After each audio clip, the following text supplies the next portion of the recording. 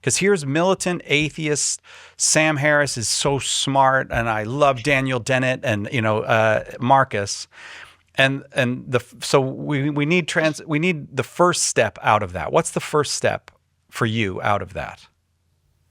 Oh gosh, if I could go back in time, I'd probably just give that Marcus a gentle tap upside the head. That might be the first step. I actually used to think that Sam Harris and Dawkins was so smart. Gosh, the first step would be, at least for someone like me, is being able to engage someone who had a capacity of exercising reason.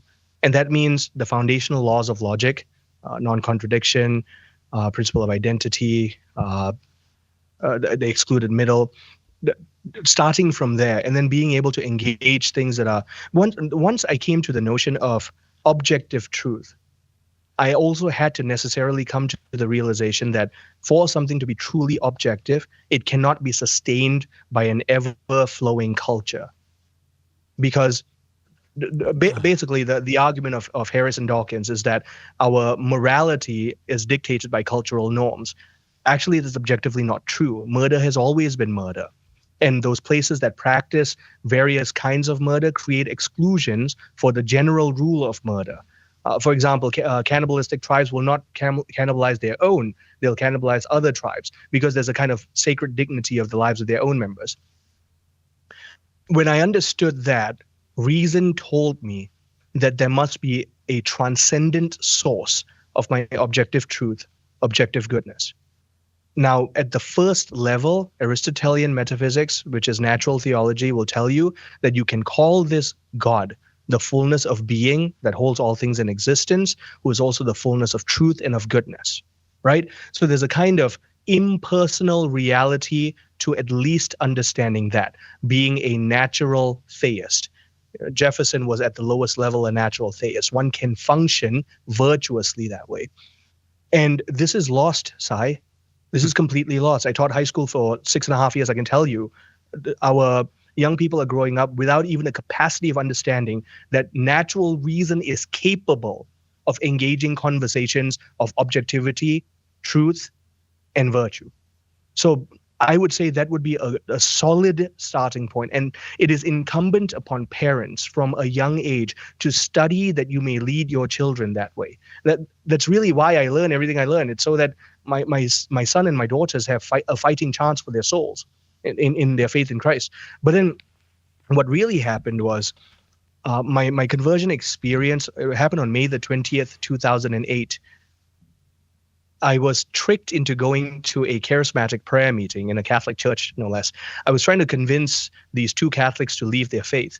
And they said, well, they were charismatic Catholics, and they said, okay, look, we need a bass guitarist. So I played the bass guitar. And they said, we need a bass guitarist. You don't have to buy. And I told them, I don't believe in anything you do. I just told you that. And they said, no, we don't need you to pray. Don't need you to worship. Nothing. We just need a bass guitarist. Now, I think they were praying for me because this was a Friday night. The meeting was on a Tuesday. And I was hit with this overwhelming outpouring of gratuitous grace that made me realize that God is real. And it felt like, I don't like talking about feelings for the sake of feelings, but it felt like unconditional love that had always loved me, a kind of perennial unconditional love. And I was 20 years old. I had a reputation for being this hardline atheist speaker, rapper, gangster rapper, if you can believe it. And I sobbed. I was in public. I was on the band, and I was in front of everyone, and I sobbed. And because I was so prideful, I turned my back to the crowd so they wouldn't see me sobbing. And I gave my life. Now, here's the other thing. Remember, I told you no one told me Jesus, I could have a personal relationship with Christ. As if I knew what I was doing, I was guided to say an equivalent of spiritual communion, and I gave my life to Christ. Again, I didn't know. I didn't have the formula. I just gave my life to Christ. Logic dictated, if God's not real, I had an ethical obligation to lead people away from organized religion.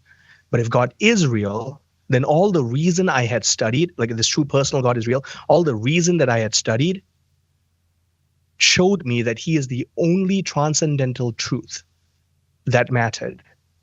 and that all things must lead back to him, and therefore he is the absolute end, the exitus and the redditus, the absolute telos of human existence. And that syllogistic logic led me to give my life to him, and that began my journey into Christianity, true fervent study of Christianity. Hey, thanks for watching. If you like this Catholic Answer, be sure to like, subscribe, and check out our live streams Monday through Friday, 3 to 5 p.m. Pacific. Or find the episode after on YouTube, your favorite podcast platform, or our Catholic Answers app.